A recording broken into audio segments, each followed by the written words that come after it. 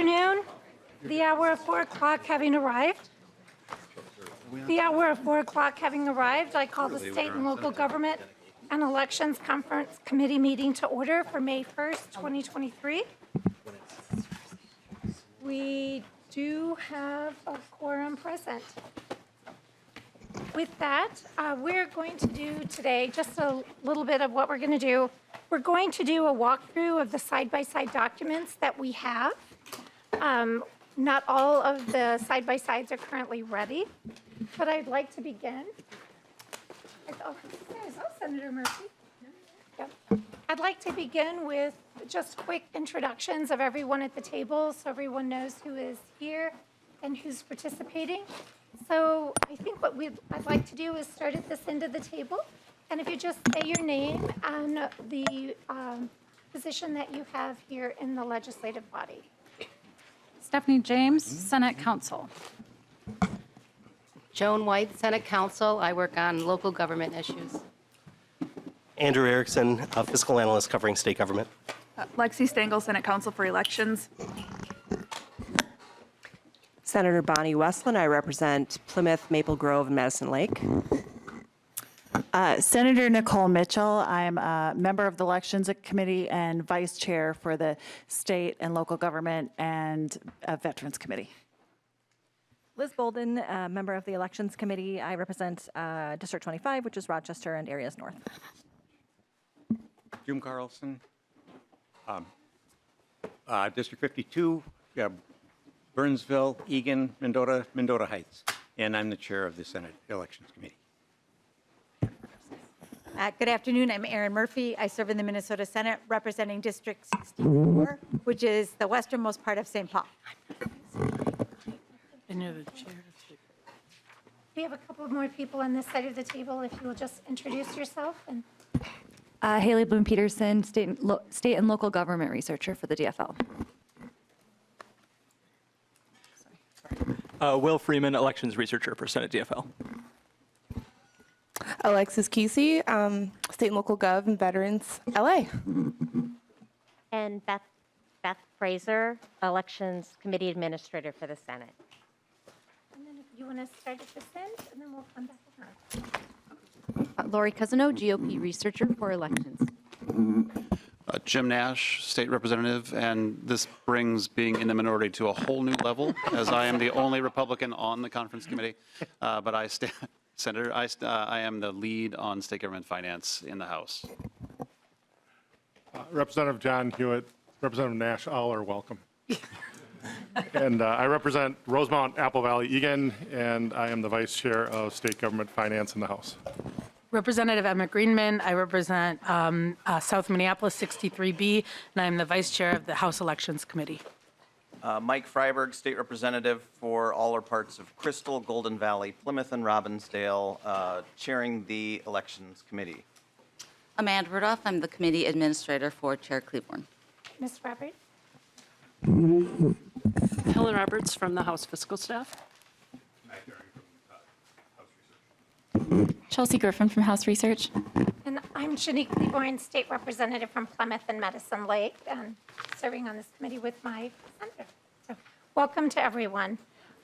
What we'd like to do then is to do a walkthrough of the side-by-side, and we will start with the state government appropriations. So if both Andrew Erickson and Helen Roberts would please go to the testifying table, that would be wonderful, and we'll begin there.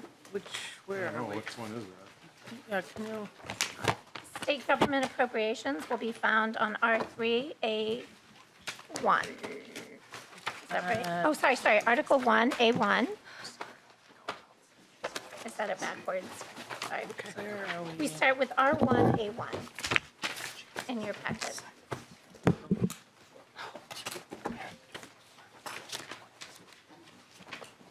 Well, what's it look like?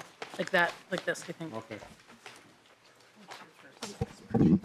Madam Chair. Would you rather start with the spreadsheet? Yes. Okay, we'll go to the spreadsheet, then that'll be easier. Right. Right. No, but it's Madam Chair and members, again, we're starting with the spreadsheet that's labeled State and Local Government Policy and Finance Change Items. And you'll see that we have the House columns first, the Senate columns, and then a difference column, and then the tails. The House is colored or shaded. Well, I don't know if you have colored versions, so that doesn't help. Okay, so I will start, and I guess we'll try to switch back and forth where it makes sense. I'll start with the legislature. On line 10, we have the operating adjustment for the Senate, and the House and Senate are identical on this item with $9.8 million in the 24-25 biennium, and then $12.6 million in the tails. And again, these are the change from base numbers. For the House operating budget, again, identical positions, $15.7 million in 24-25 and $16.25 million in the tails for the House. For the LCC operating adjustment and technology requests, and this includes the reviser's request, it's $47.2 million. Again, the House and Senate are identical, both in the fiscal year 24-25 biennium and then with $15.7 million in the tails.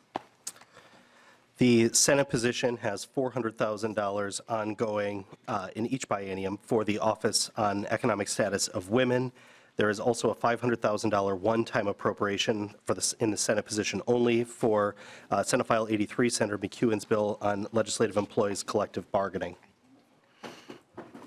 There is a small difference on line 15.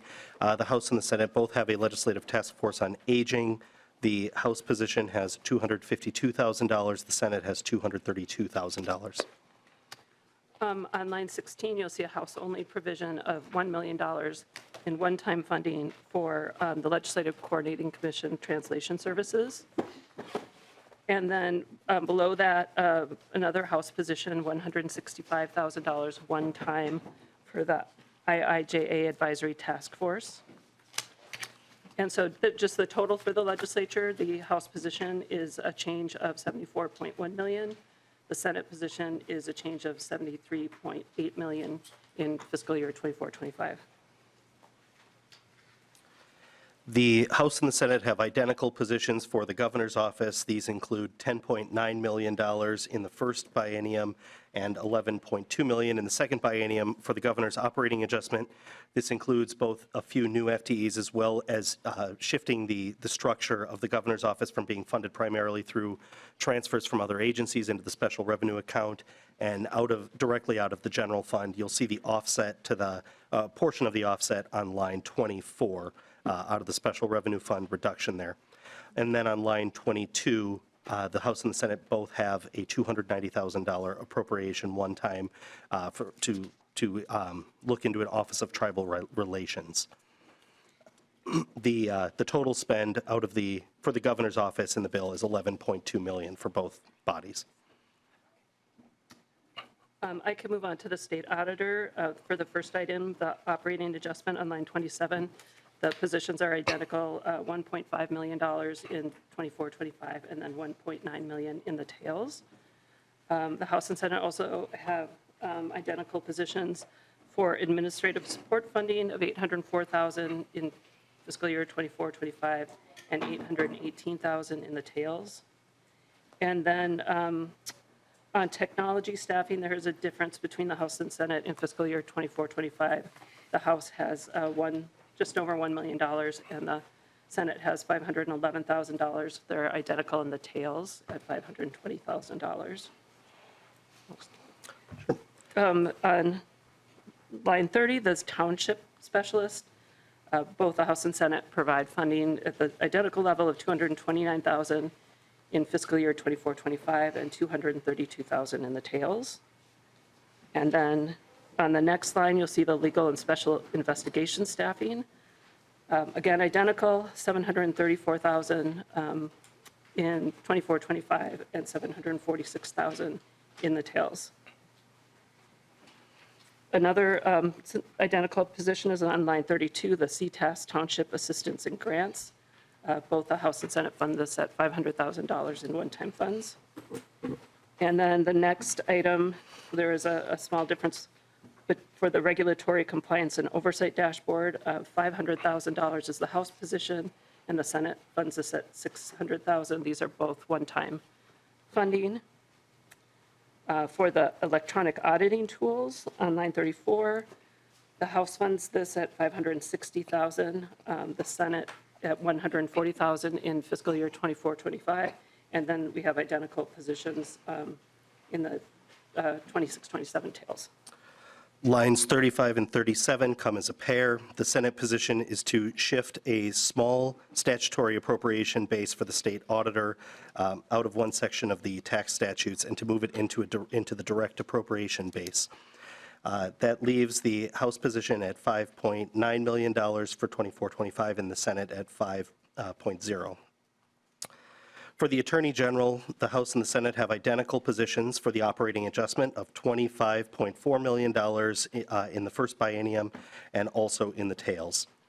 There's also a one-time operating adjustment on line 42 that is one-time of $10 million, and that is identical as well, one-time funding in fiscal 24. Line 40. You had a one.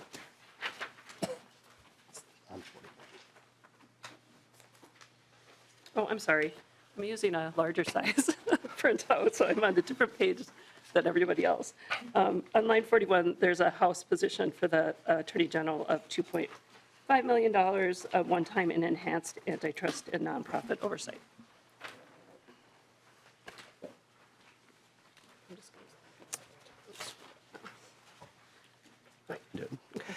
So moving to the Secretary of State on page 2, there are identical House and Senate positions for the first 5 items, so I'll go over those relatively quickly. There's an operating adjustment for the Safe at Home program, which includes a small expansion of that program, expanding the Business Services Division along with translation services and materials, enhancing office physical security, and also a diversity, equity, accessibility, and inclusion coordinator. Respectively, those amounts are $764,000 in each biennium, $760,000, $236,000 in the current, with $216 in the tails. That's the Business Services Division.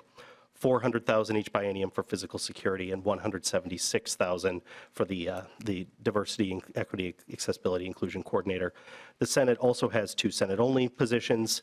These are one-time money, $800,000 for a content management system upgrade, and $200,000 to move the data center servers that the Secretary of State has at the Empire Drive location.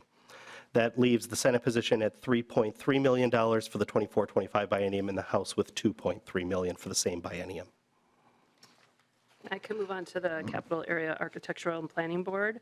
For the first 3 items, well, actually, the overall funding level is the same. It's just split a little differently between the fiscal years. The House and Senate are the same on the maintain current service levels at $165,000 in 24-25 and $180 in the tails.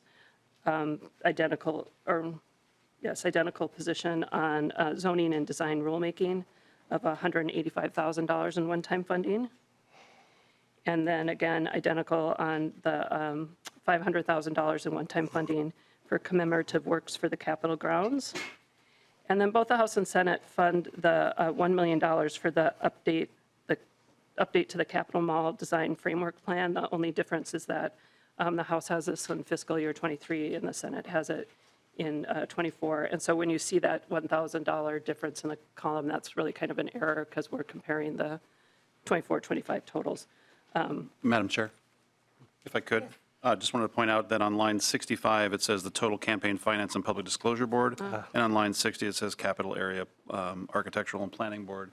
Just want to make sure that members see that and it can be corrected in future spreadsheets. Thank you, Lee Nash.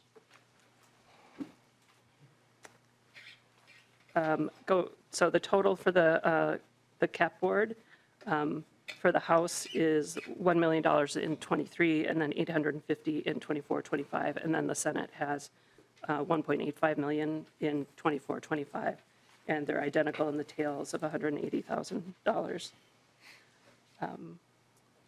For the Office of Administrative Hearings, the Senate has a $61,000 maintain current service levels in the first year with a $70,000 tail.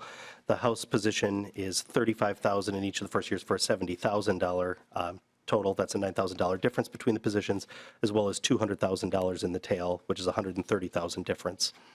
There's also a difference for the public comment portal on line 70. That is $1.8 million from the House one time, and the Senate has $2,075,000 one time. And then there's a House-only position on line 69, $500,000 in one-time funding for the supplemental case load management.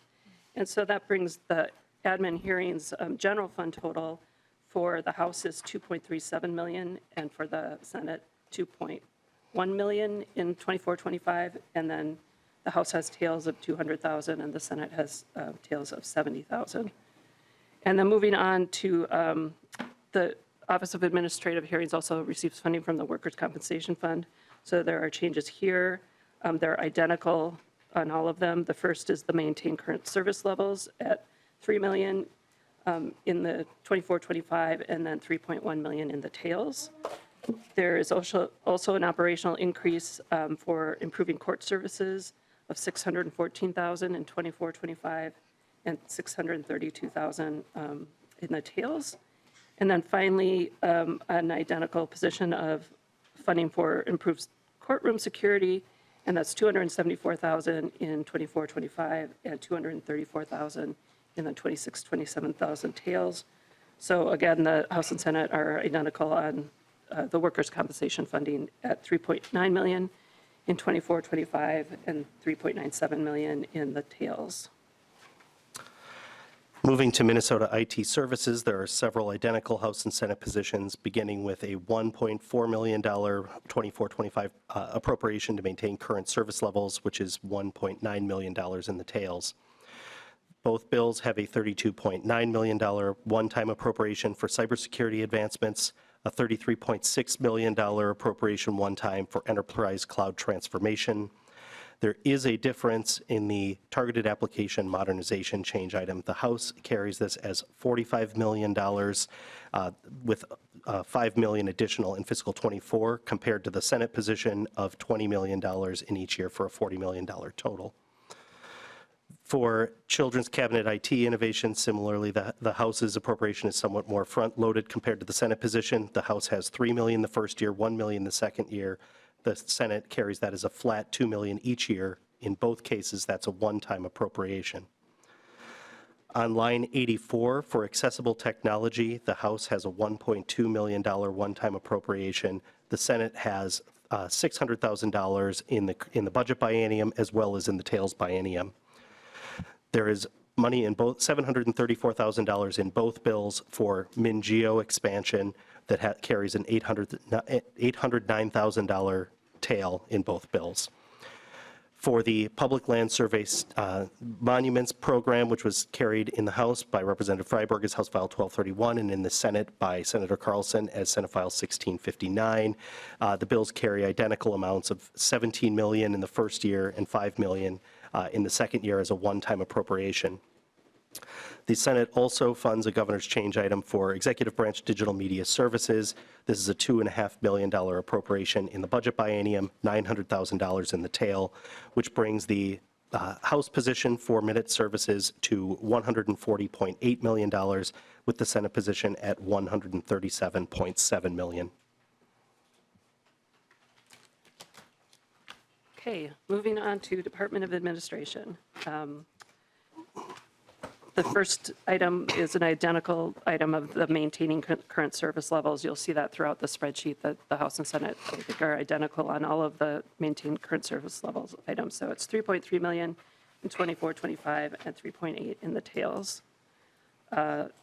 Second item is also an identical position. It's a $700,000 state match for the Procurement Technical Assistance Center, or PTAC. Both the House and Senate have $20 million in one-time funding for the space consolidation, relocation, and rent loss. And then on line 96, another identical position for the in lieu of rent operating adjustment of $1.2 million, both in fiscal year 24-25 and then in the tails.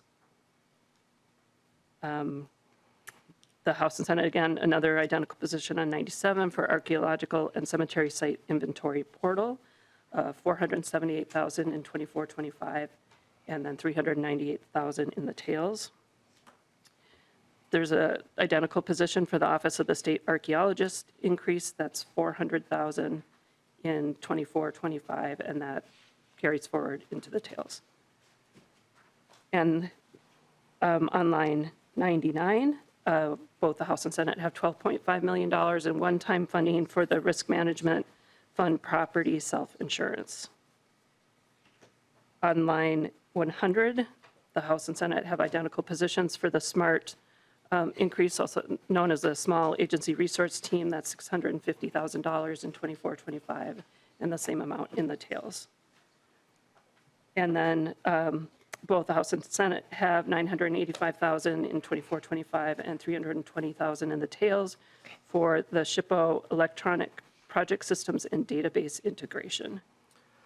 The Senate has a increase to the Office of Enterprise Sustainability of $1.9 million in the budget biennium as well as in the tails. The House does not have any money in the bill for this purpose.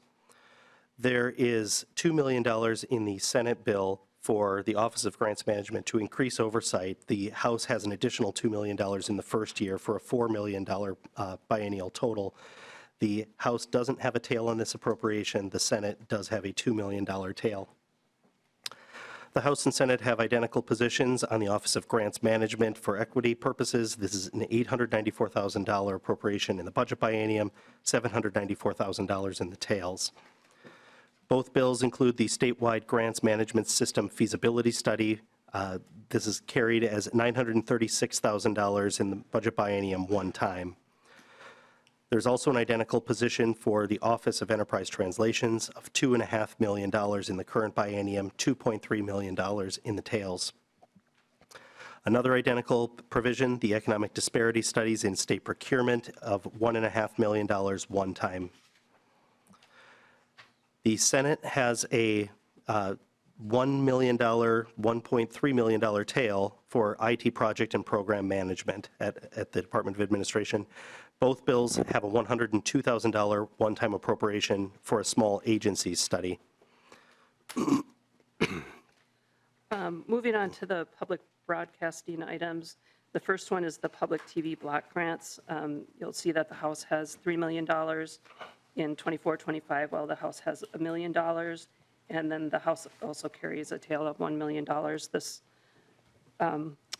moving on to the second item, is the NPR funding for the Amber Alert system, and this is a House-only position of just over $1 million in both 24-25 and in 26-27. The House and Senate both have funding increases for AMPERS, but at different levels. The House has $4.1 million in 24-25, and the Senate has $3 million. And then the House has $750,000 in the tails. Both the House and Senate have funding that is very close on the AMPERS one-time funds to launch a statewide community news service, and the House has $1.25 million. The Senate has $1.3 million, and that is one-time funding. On the parking fund support on line 115, the House position is $4.3 million in 24-25, and no money in the tails, while the Senate has $2.2 million in 24-25 and the same amount in the tails. Moving down to line 116, the State Demographic Center researchers, the House funding is $650,000 in 24-25, while the Senate has this at $520,000, and then they have identical positions in the tails of $520,000. On line 117, this is a House-only provision of $3 million in one-time funding for the Enterprise Grant Management Oversight Systems, On line 118, another House-only provision of $5 million to update the Capitol Mall Design Framework Plan. Beginning on line 119 are three member bills from the Senate that the House did not carry. The first is Senator Murphy's Senate File 2156, the Buy Clean, Buy Fair Minnesota Act. This is the Department of Administration's part of that bill, amounting to $889,000 in the first biennium, $734,000 in the tail. There are also some costs related to new councils created in the Senate bill where admin has to provide some training and update some training modules. The costs for supporting that would be $186,000 for the Council on LGBTQIA Minnesotans and $79,000 for the Youth Advisory Council. There's also a small special revenue expenditure for the Archaeological and Cemetery Site Inventory Portal. There are fees that offset this spend later in the spreadsheet. So the general fund hit for each of these bills are for the House, $72.5 million in the current biennium, $65.2 million for the Senate position. And I can move on to Minnesota Management and Budget. The first line item you'll see on line 127 is the maintain current service levels. And as I mentioned before, these are all going to be identical. For MMB, it's $5.5 million in 24-25 and just over $7 million in the tails. Moving on, within MMB, the next item is on line 128, the Enterprise Resources Planning or ERP Systems funding. And the House has this funding at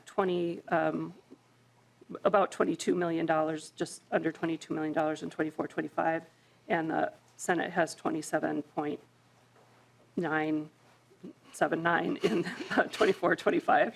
And then there's a difference also in the tails where the House has a 16.96 million and the Senate has 12.9 million. Both the House and Senate provide funding for increased staffing, but at different levels. The House is at 3.4 million for 24-25, and the Senate is at 4.4 million, so that's a difference of $1 million. But they have an identical, position in the tails of just over 5 million. There's a Senate-only provision for enterprise continuity planning. The Senate carried this at just under $2 million with a $1.5 million tail. There's no corresponding House provision. The two bills do carry identical amounts for the statewide internal audit office of $1.1 million in the budget biennium and $1.2 million in the tails. The Established Enterprise Accountability and Performance Team change item is carried at $5.4 million in the House position, $4.7 million in the Senate position, and the House it has a corresponding amount in the tails. The Senate's increases in the tails to $6.7 million. The two bills are identical for the Children's Cabinet. Actually, for the next 5 changes, there are identical House and Senate positions. $2 million in the current biennium for the Children's Cabinet and $2 million in the tails. $162,000 for the Employees with Disabilities Hiring and Retention bill that was carried as House File 383 in the House and Senate File 1261 in the Senate. That's $162,000 in the current biennium, or in the budget biennium, $120,000 in the tails. And both bills also had $634,000 in the current biennium for the capital budget outreach, and it's the same number in the tails. Neither bill covered the Office of Addiction and Recovery. That was actually realigned into a different budget area in the legislature. And then the amount for the collaboration for data disaggregation is $5 million one time in both bills. That leaves the House MMB spend at $45.1 million, the Senate at $53.5 million. I can move on to Minnesota Management and Budget non-operating. So the first item is a contingent account increase. The House is at $3 million in 24-25 and the Senate at $2.5 million. And then the House also has an increase in the tails, carried in the tails of $2.5 million, and the Senate does not have a tail on that increase. On line 143, this corresponds with just a line that was previously discussed under the governor's office. This is the governor's office operating increase, so there's an adjustment to agency budgets of a negative $8.67 million in both the House and Senate positions, and there's language in the bill instructing the Commissioner of M&B to distribute those reductions among the agencies that currently pay for governor's office staff. And then finally, on line 144, this is a change that both the House and Senate are carrying for fiscal year 23. It's a $58.3 million cancellation from the COVID-19 management account. So you'll see for both the House and Senate, again, the change in fiscal year 23 is $58.3 million. For 24-25, the House change is $5.7 million in 24-25, and then the Senate is $6.2 million. The House change in 26-27 is $6.2 million, and the Senate change is $8.7. For the Department of Revenue, the only change item is to maintain current service levels. The House and Senate have identical positions in the budget biennium of $41.6 million. There's a difference in the tails where the House carries a $51.8 million cost and the Senate a $46.8 million cost. For the Gambling Control Board, there is a small difference. This is out of a special revenue account. The House is carrying $2.4 million out of that account in the budget biennium, while the Senate is carrying $2.7 million out of that account. And the tail out of that account is identical at $2.8 million for the biennium, the tails biennium. For the Racing Commission, the maintain current service level change out of that special revenue account, which is a different account than the Gambling Control Board, is identical, $61,000 in the budget biennium, $82,000 in the tails. There's also an identical position in both bills to fund the Horse Racing Integrity and Safety Act implementation, a $1 million one-time general fund appropriation. Moving on to the Minnesota Amateur Sports Commission. The first two positions are identical. The first is the maintain current service levels of $36,000 in the budget biennium and $48,000 in the tails. And then both the House and Senate have the $100,000 for adding a fiscal coordinator to the staff. And then there is a House-only position of $850,000 in one-time money. That's for the National Sports Center Ice Arena roof upgrade. And so the total for the Amateur Sports Commission for the House in 24-25 is $986,000, and for the Senate, $136,000, and they are identical in the tails at $148,000. I can start moving on through the ethnic councils. The first is the Minnesotans of African Heritage Council, and again, identical positions on the maintain current service levels, $90,000 in 24-25 and $104,000 in the tails.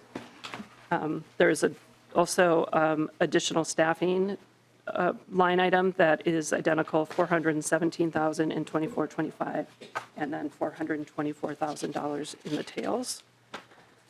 For the Latino Affairs Council, the maintain current service levels change is also identical, $46,000 in the first biennium, $62,000 in the second biennium, as well as the addition of a communications specialist at $210,000 in each biennium.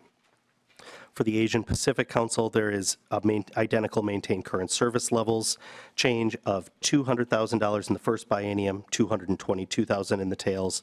The Senate only has a provision for additional staffing with an extra $250,000 in the bill for that. I can just keep going. The Indian Affairs Council are all identical positions. The maintain current service levels at $129,000 in the first biennium, $152,000 in the tails.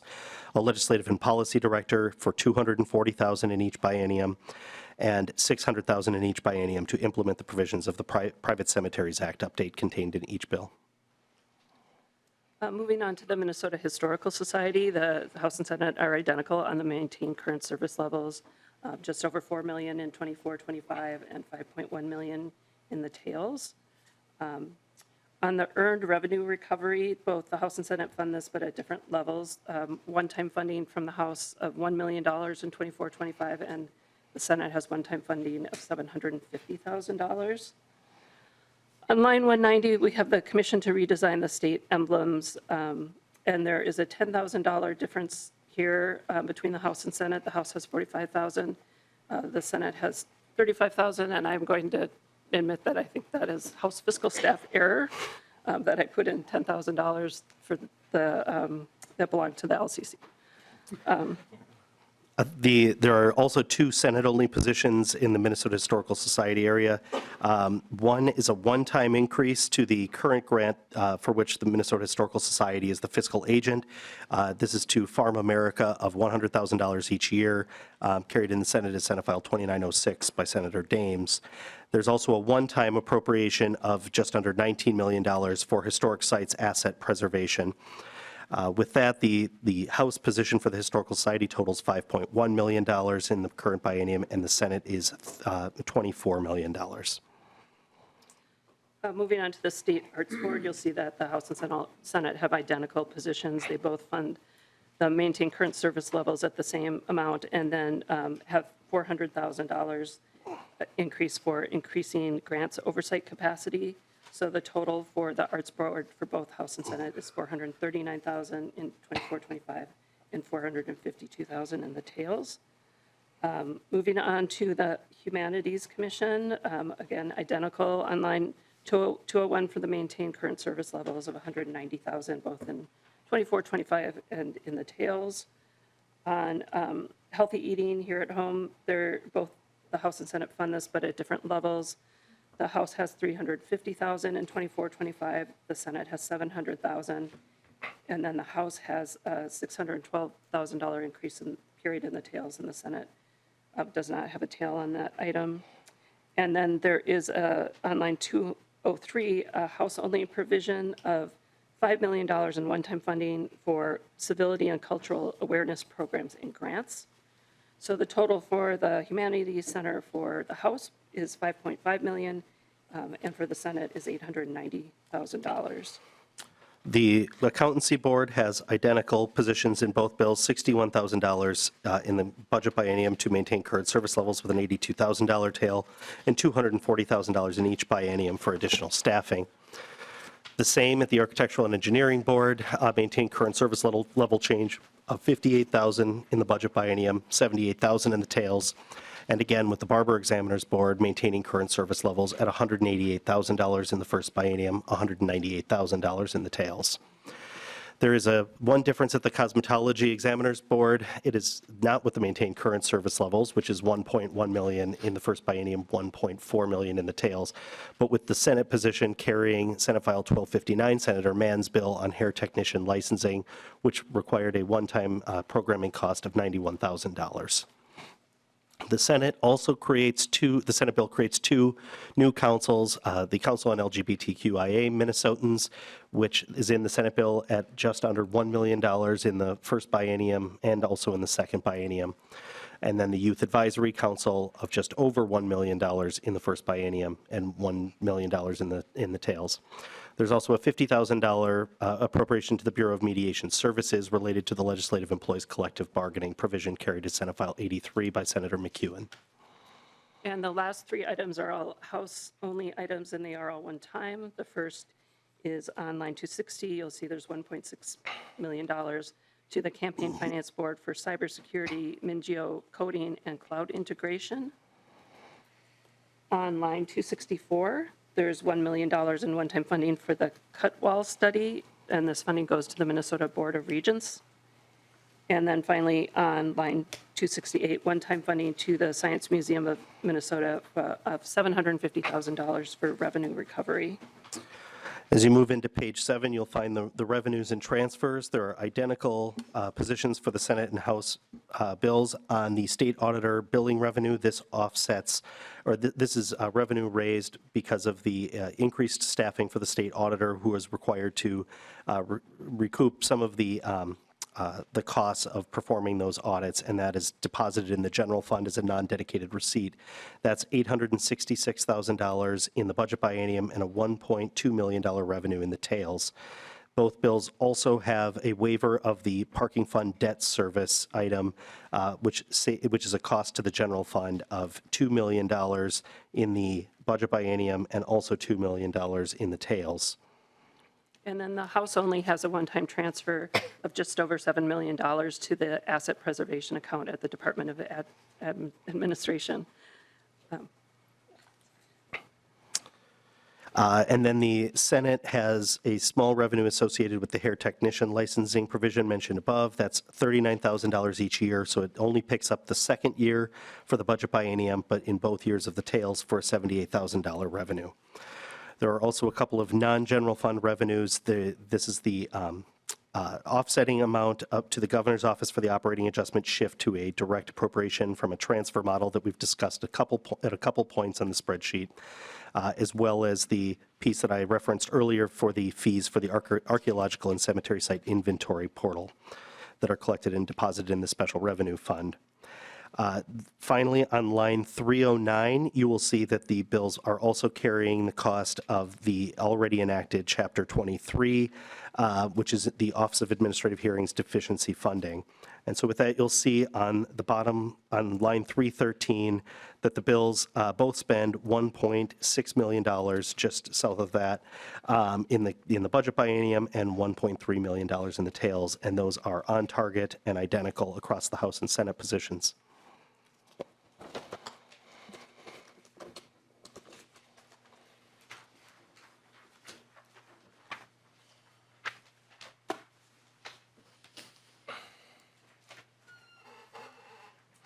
Thank you very much. I appreciate it, both analysts, Roberts and Eric.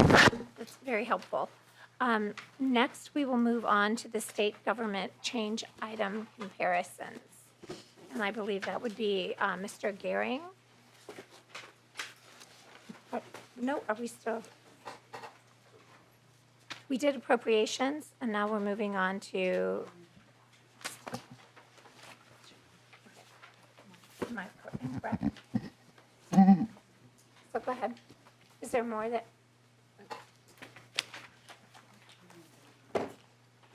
Can you refer to which article you would like to walk through? It would be my understanding that we would be walking through Article A2. Oh, no, I'm not.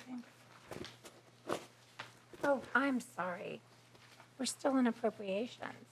So, is this what you're referring to, Article 1? So R1A1. So we've done the spreadsheet. Do we want to talk about any of the language associated with this? Madam Chair, I don't think that there's many substantive differences in the side-by-side. They're basically all riders that are connected to the spreadsheet. Okay, thank you very much.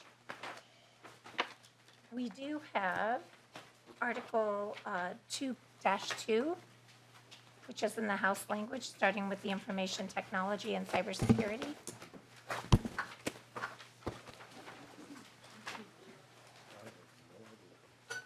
If you look on the bottom of your sheet.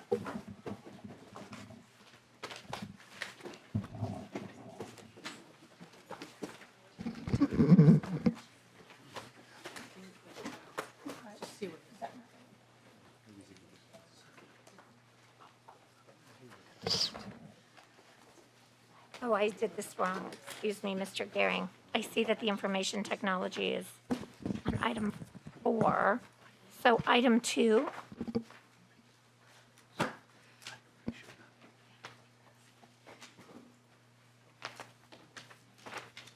I guess we'll move on to local government. So may I ask your indulgence? Thank you. We'll move on to local government.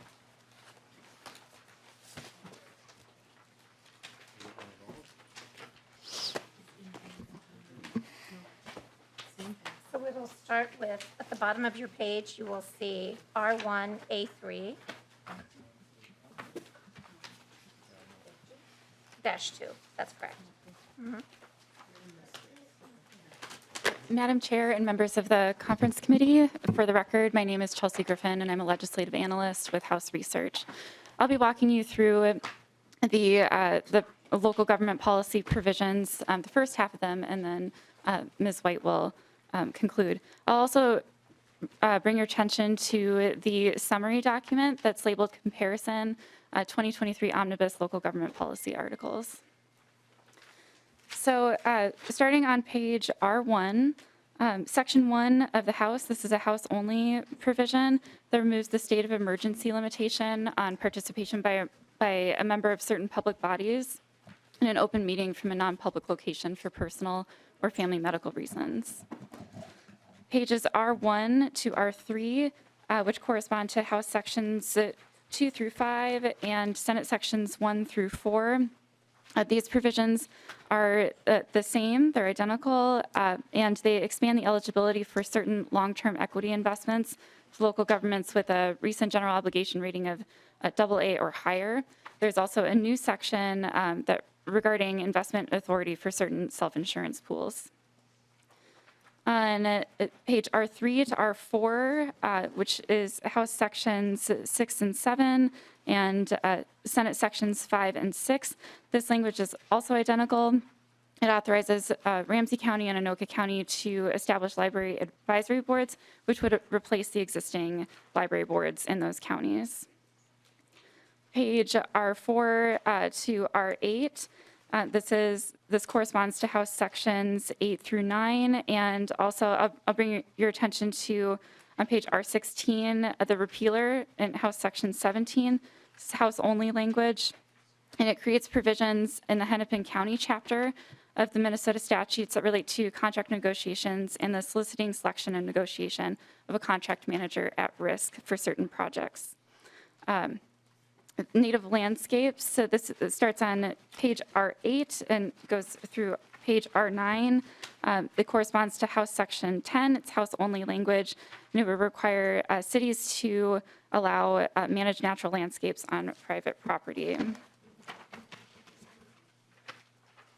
Page R9 to R11, this is Senate only language, which corresponds to Senate Sections 7 through 12.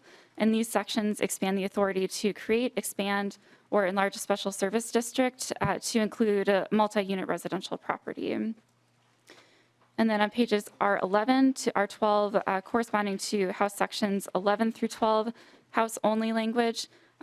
These sections create a new section of the Minnesota statutes that provides procedures for a municipality to award a contract to a construction manager at risk. And I'll turn it over to Ms. White. Madam Chair, members, Joan White with Senate Council. I'll be continuing with the staff side-by-side and referencing the revisor side-by-side. House Section 13 and Senate Section 13 on R12 to R13 is the municipal hotel licensing section. Creates a new section of law authorizing a city or town to adopt an ordinance requiring hotels operating within the municipal boundaries to have a valid license issued by the city or town. The next section is on R13 and R16. It's the repeal of political subdivision compensation limit. These are the same, but there's a technical difference in the structure of the repealer, and staff recommends the Senate structure. This repeals the compensation limit for employees of political subdivisions of the state. The next is the Metropolitan Mosquito Control District. This is a House-only provision on R13, House Section 15. It removes the requirement that the director of the Metropolitan Mosquito Control District be an entomologist. The next is the city reporting of buildings without a sprinkler system. This is also a House-only provision. House Section 16. It requires the city of the first or second class to provide a list to the state fire marshal of certain residential buildings in the city that have not been retrofitted with a sprinkler system. We'd like to let you know that there is identical language in the House Housing Policy Bill, House File 2335, and nearly identical language in the Senate Housing Policy Companion Bill. The next is the Municipal Building Commission dissolution. This is in both the House and Senate bill. It's on R14 to R16. It's Article 4 of the House and Section 15 of the Senate. And the House article in the Senate section authorizes the dissolution of the Municipal Building Commission and the City of Minneapolis, which currently serves as the steward for the historic Minneapolis City Hall and Hennepin County Courthouse building. The House and Senate provisions are structured differently. The House is in an article with separate sections. The Senate language is one section with subdivisions. The repealers are identical, which are effective when the underlying section of law is effective. The difference in this language is there was a Senate amendment which was included to protect the employment of current MBC employees. The Senate adds new definitions and provides that all MBC employees will be employees of the city or the county upon full execution of the transactional documents, and employees retain their existing MBC employee rights, remedies, and privileges. And the last section is a Senate-only section on R16. And this section allows the City of St. Paul to solicit and award a design-build contract for a skate park in Eastside Heritage Park in St. Paul. This is currently not allowed under the municipal contracting law. And this would carve out an exception to that prohibition. Thank you very much. Now, let's see, we have the state government information technology piece. And I don't know if, I apologize for the confusion going back and forth.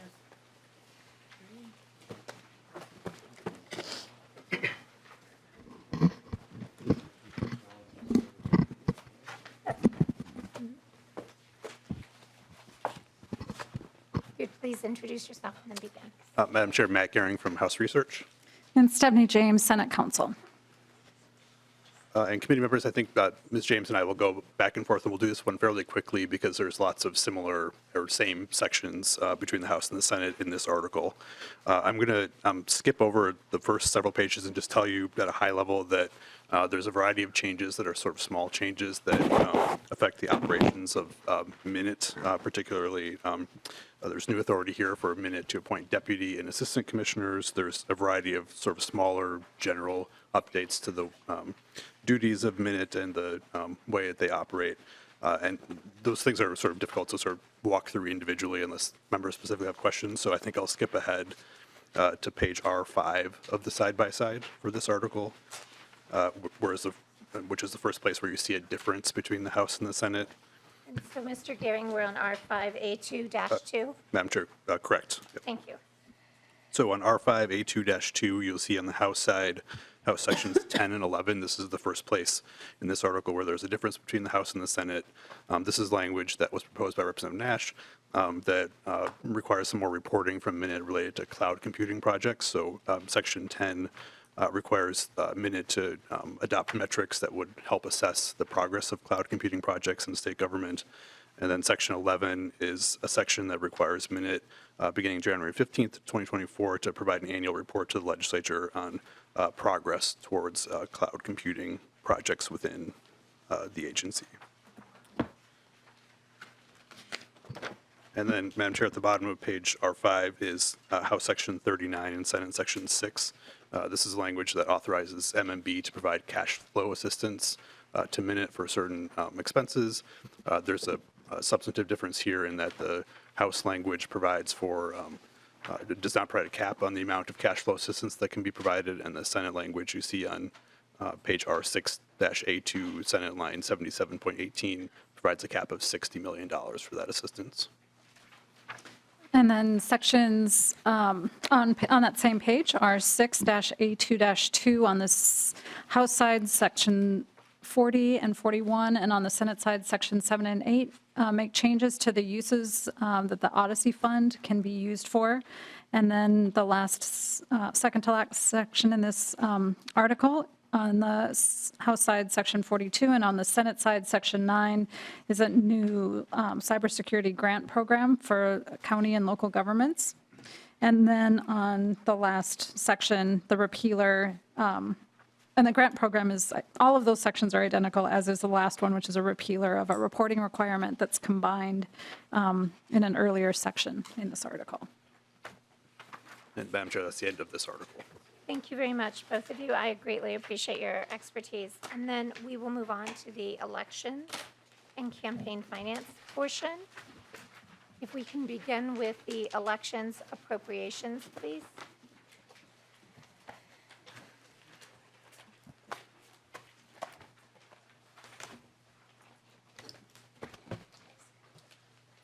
And again, would you like to begin with the spreadsheet? Yes, thank you, Madam Chair. And I think if it's okay with you, again, there's not really any substantive differences in the side-by-side that aren't tied specifically to the spreadsheet. So I think we'll skip that part if it's okay with you and just do the spreadsheet. That's fine. Thank you very much.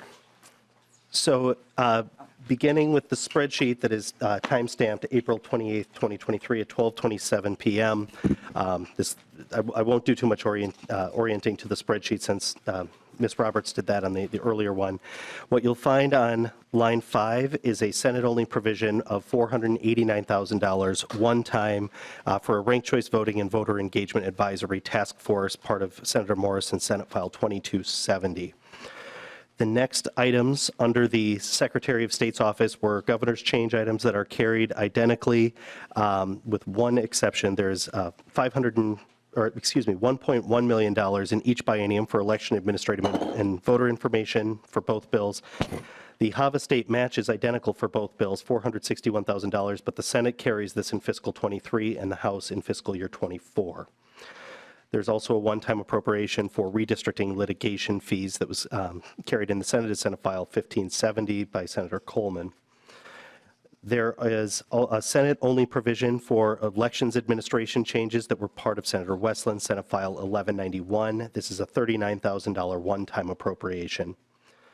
There are identical amounts in the bill for related to early voting. That was House File 558, Representative Frederick, and Senate File 1434, Senator Westland, of $164,000 in the budget biennium and $54,000 in the tails. And the next item on line 14 is a House-only provision. This is setting up a new account that provides funding to local governments for election costs. It's called the voter account.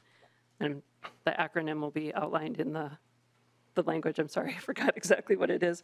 But you can see that there's a $2.6 million in 24-25 and then $2.7 million in the tails.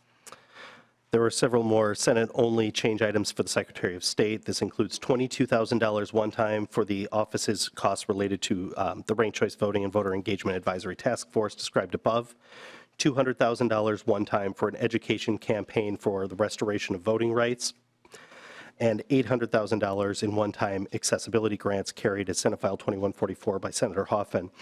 You'll also see that there is an annual reduction of $48,000 to the base for the Secretary of State, and this is connected to line 31, so we'll actually just skip ahead right here. There's a report that is required in the bill. This was Senator Westland's Senate File 1191 again, and the cost of the report involved $165,000 in one-time costs and a $33,000 annual ongoing cost. This replaces an obligation that is currently being performed by the Secretary of State, for which they are transferring $48,000 to the DOC. And so in directly appropriating it to the Department of Corrections, we're able to turn off the flow of funds to the Secretary of State for that purpose. Moving back up then to the Campaign Finance and Public Disclosure Board, there are several identical provisions in the House and Senate bills, $338,000 in the current biennium and $378,000 in the tail to maintain current service levels, $100,000 for the governor's proposed change for the Minute Cloud, and $440,000 in each biennium for new audit staff. There are also changes to the public subsidy program in both bills. For the Senate, this is accomplished through a one-time transfer of $3.9 million into that account, and then a statutory change of the amount that will go in, beginning in fiscal year 26 of $3.9 million. And the House also increases the public subsidy program. You can see just under $3 million in 24-25, and then $1.2 million in 26-27. We have it structured a little bit differently than the Senate, but they both lead to increased funding for that program. And then the final change on the Campaign Finance Board is an identical provision for lobbyist registration to include all political subdivisions, and that is funded at $262,000 in 24-25 and $210,000 in the tails. So the total for the campaign finance board for the House is $4.1 million in 24-25, and for the Senate it's $5 million. And then in the tails, the House funding is a $2.3 million increase, and the House is just over $5 million. On line 38, you will see changes to revenues and transfers. In this case, it is a non-dedicated receipt to the general fund of $4,000 in each biennium relating to public list requests the Secretary of State is expected to get under House File 3. On the second page, you'll also see that the bill, or that the jurisdiction is carrying 2 lines for other bills that have passed this session. Chapter 12, felon voting rights, House File 28, Representative Frazier, and Senate File 26, Senator Champion. That was a $14,000 one-time appropriation in fiscal year 23.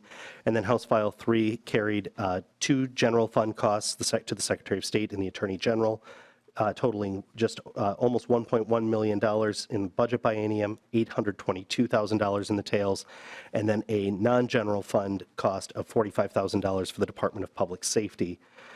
You will see that on line 56 for the budget biennium, the total spend in the House was $24.6 million, or $24,616,000 in the House. The Senate with $24,602,000, a $14,000 difference.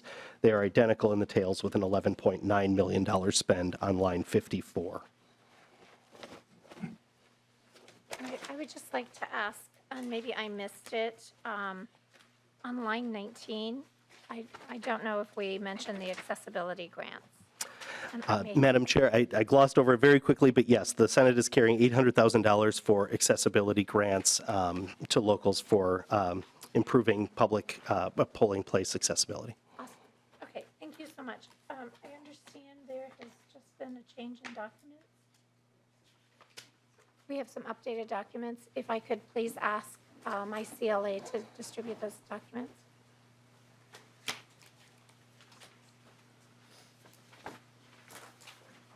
Thank you. I know, right?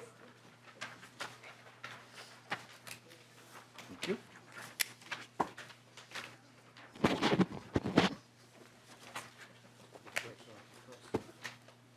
Thank you. And then Mr. Gehring.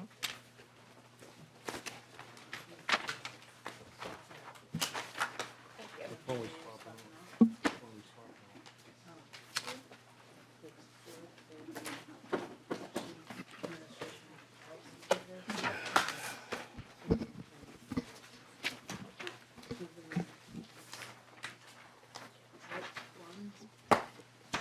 These are most helpful, thank you. Just so you know, anybody who's listening at home, we've just been handed the 2023 Omnibus State Government side-by-side compare notes. It's just a summary of what's actually in the document.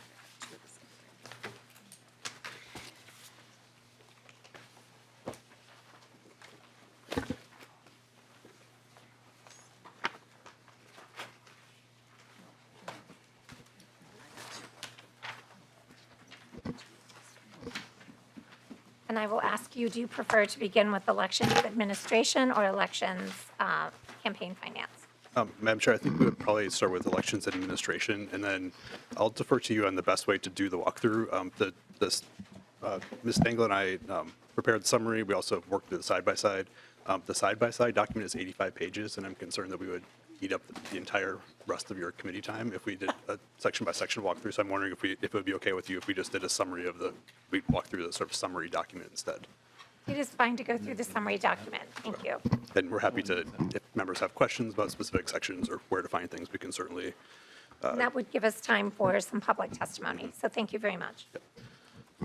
So Madam Chair, Matt Gehring from House Research again. Hi, Lexi Stengel from Senate Council. So then the first summary document we'll work through is the election administration policy comparison document. And the way this table is oriented, it shows you the page numbers on the side-by-side. So if you're interested in looking at the specific statutory language, you can see the citations there for where to find everything.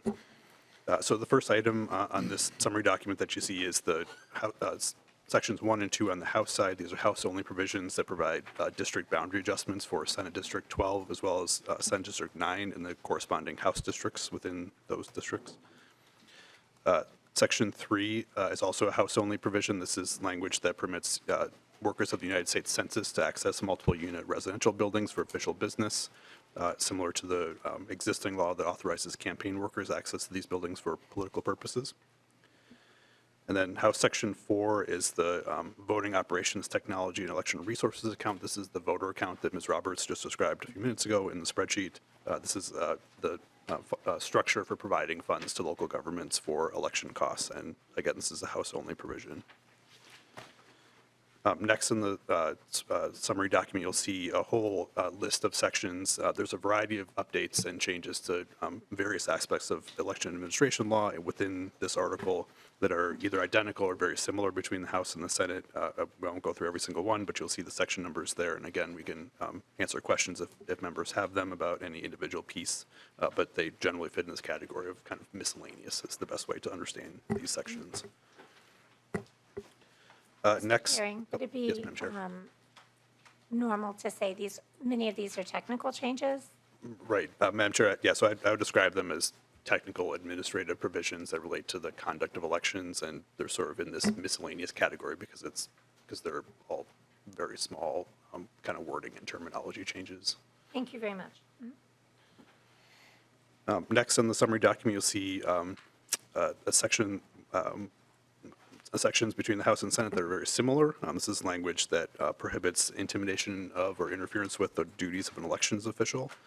The House and Senate language on these sections is largely the same with some wording differences between the two. And then the last row you see on this first page of the summary document is identifying a number of sections within both bills that amend laws that facilitate voter registration by students in post-secondary institutions. On the House side, one substantive difference is that it includes school districts and certain reporting requirements related to voter registration, and the Senate focuses primarily on voter registration within post-secondary institutions. And then starting on page 2 of this summary document is a House-only provision, House Section 7, that amends the standard used by the Secretary of State and other elections officials to determine whether a political party has met the threshold for major political party status based on the number of votes that they received at the most recent state general election. And maybe I'll turn over to Ms. Stengel from here. Thank you, Mr. Gehring. Madam Chair and members, the next line establishes early voting, excuse me, in the state of Minnesota for the 18 days before an election, and it makes various changes to timelines and conforming changes, so you'll see that there's a whole pile of sections there. Next, there are several sections, which is another terminology change where where current law uses the term reside or resided, it changes that to maintains or maintained residence. And one thing perhaps we should have noted at the beginning, in the column about Senate sections, there are essentially 2 Senate files within this document because the Senate had a policy-only bill, so that was pulled in here. So you'll see that there are some bills from the unofficial engrossment of 1830 as well as Senate File 1362, so you'll see multiple sections with the same numbers. So that's why you're seeing that, and we tried to call out the different bills on this sheet. Back to the walkthrough. The next line, there are reports required by the Commissioner of Corrections and the State Court Administrator to the Secretary of State about who is incarcerated. With the passage of the bill earlier restoring the right to vote upon release of incarceration, this amends those reports accordingly, so they're reporting on the people who are incarcerated instead of incarcerated and serving probation sentences. And that is a Senate-only provision. The next has to do with amending procedures for filing a challenge to somebody's voter eligibility before the election day, and this is the same in both bills. The next line has to do with electronic signatures on e-poll books, and the 2 provisions are similar with some minor differences in wording. I'll turn it back over to Mr. Gehring. And Madam Chair, next on the summary document, you see a House-only section. This is House Section 27. This is language that was adopted during debate on the bill on the House floor that prohibits compensation for the collection of absentee ballot applications that's based on sort of an incentive to collect a certain number of applications. And then next is another set where there's a number of sections that are identified here that are very similar between the House and the Senate. There's a variety of changes to the way that absentee voting is conducted and processed. These include how absentee voting is administered, schedules and deadlines for delivery of absentee ballots to certain types of voters, the way that individuals can access the names of voters who have submitted an absentee ballot, procedures that would apply to deployed emergency response and utility workers, for purposes of absentee voting, and a variety of other terminology and other updates related to the materials that are used for absentee voting and other aspects of the absentee process. These sections are largely the same between the House and the Senate, but there are some stylistic and wording differences between those sections, so that's why you see it identified as similar here. And then House Section 31, the next row on this table, is a House-only section that requires county auditors to establish a polling place for at least one day on Indian reservation lands if the local tribe requests it. And then following that section, that row, you see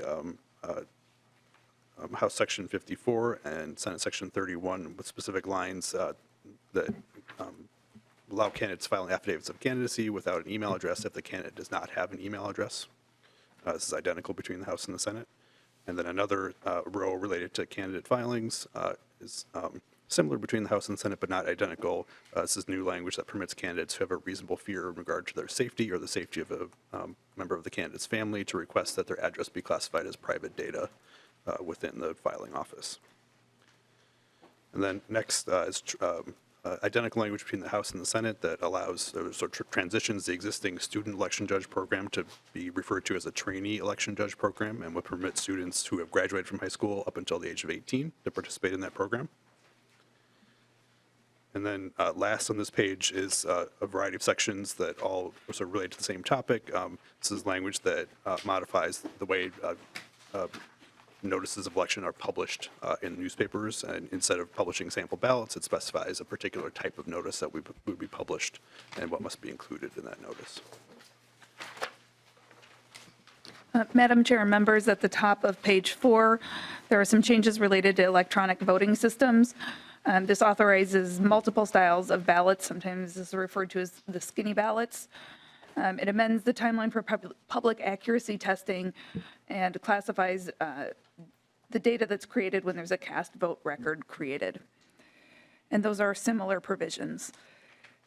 The next line has to do with mail balloting, and they're identical in both bills. And this removes a geographical restriction on mail balloting, so it would allow any town anywhere in the state or a city with fewer than 400 registered, any town or a city with fewer than 400 registered voters anywhere in the state to conduct elections by mail. On the next line, there's another identical provision that permits an employee to be absent from work for voting before Election Day. And then next, Madam Chair, is a House-only section, House Section 76, which provides standards about how election night count results are disclosed when there are remaining absentee ballots to be counted. And then following that is Section 79 on the House side and Section 47 on the Senate side related to the State Canvassing Board. This is language that is similar between the two bodies that requires the State Canvassing Board to declare a candidate who receives the highest number of votes for a federal or state office as the duly elected candidate to that office.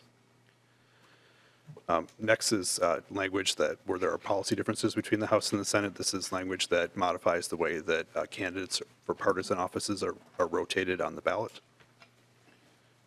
And then next is House-only language that amends standards related to the timing of conducting a special election when there's a vacant legislative seat that occurs during a period when the legislature will be in session. That's House Sections 87, 88, and 89. Those are House-only provisions. Sections 108, 109, and 110 on the House side, and 73, 74, and 75 on the Senate side follow. And this is the adoption of the National Popular Vote Interstate Compact. They're identical between the two bodies.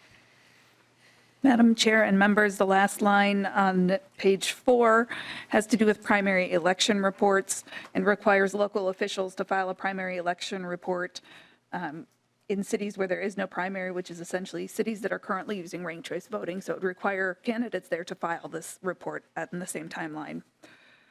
On page 5, the next line is soliciting near polling places, and the House and Senate have similar language with some differences, and this has to do with updating the prohibition on campaigning or soliciting near polling places on Election Day. And this is sometimes referred to as the polling place apparel provision, so it modifies what you can wear, display, and distribute in or near a polling place. The next line is Senate-only provision, and it establishes a Secretary of State voting task force to engage a variety of stakeholders to look at voter engagement, voter education, and ways to improve the voting system more generally. And finally, there is a repealer of a statute that is stylistically different but substantively the same, repeals the law on who may participate or vote at a political party caucus. And that concludes our walkthrough of the elections article. Thank you very much. I appreciate that.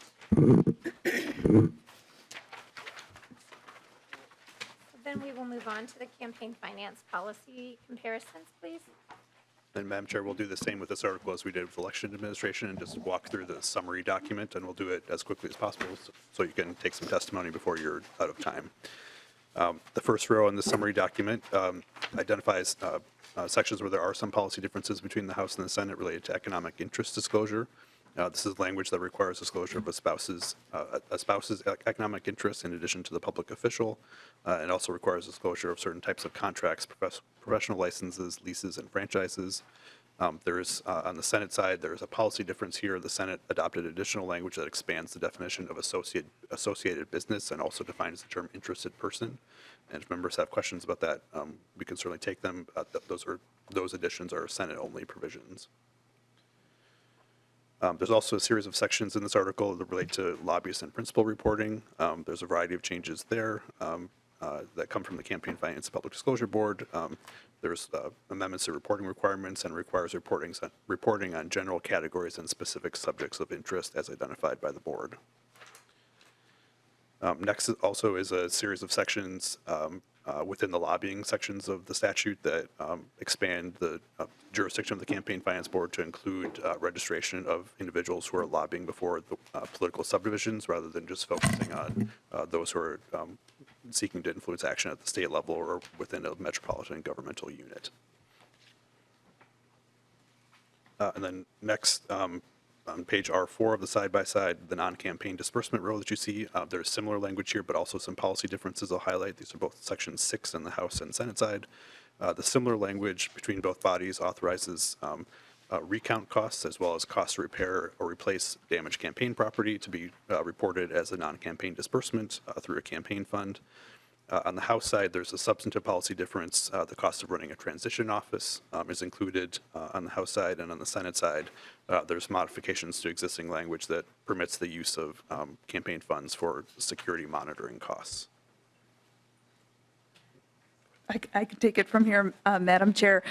The last line on this page has a variety of of sections related to campaign finance that we categorize as miscellaneous. There is a more detailed list on the summary document, so I won't read through all of them.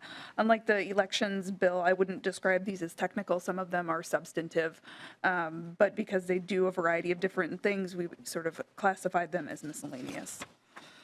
On page 2, there's a similar provision related to virtual currency and authorizes contributions made in virtual currency and provides a process for determining value and depositing those. The Senate includes a definition of what virtual currency is. On the next line, both the House and Senate have several provisions relating to electioneering communications and requires reporting on those communications, providing definitions and makes a variety of conforming changes.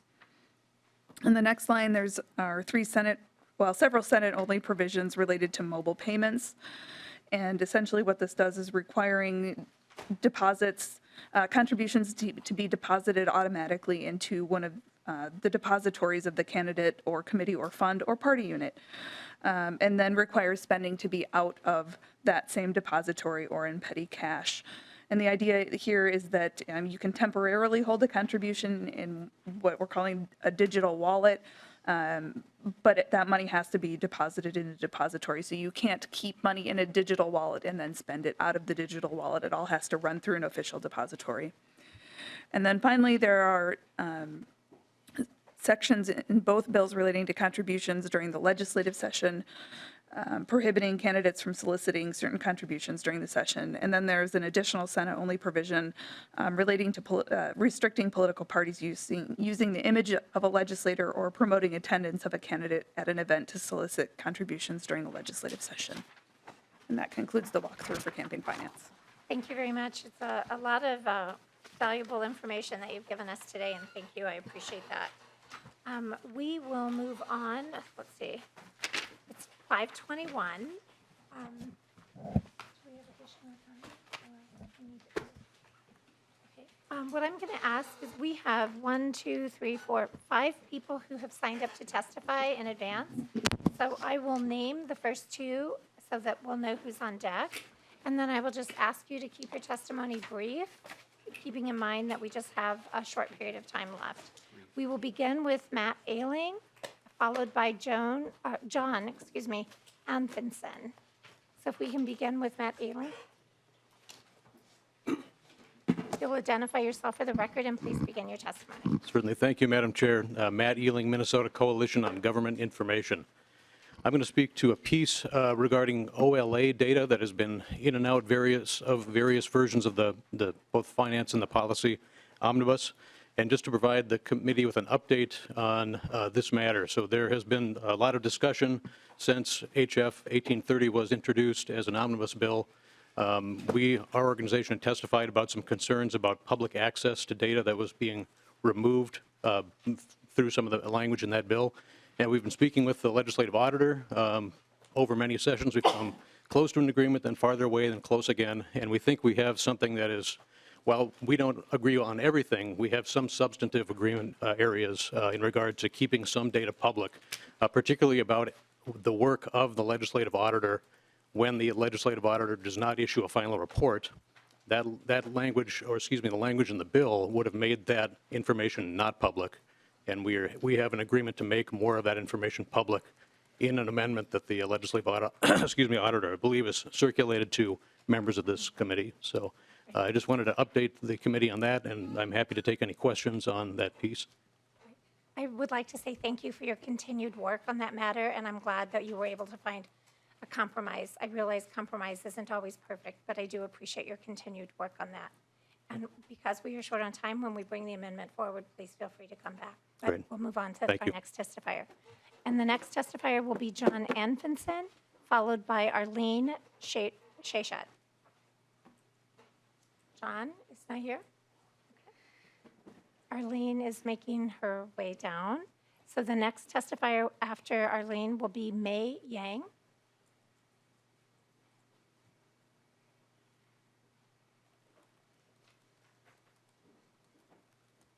Welcome to the committee. If you'd please state your name for the record and begin your testimony. Madam Chairs and members, I am not Arlene.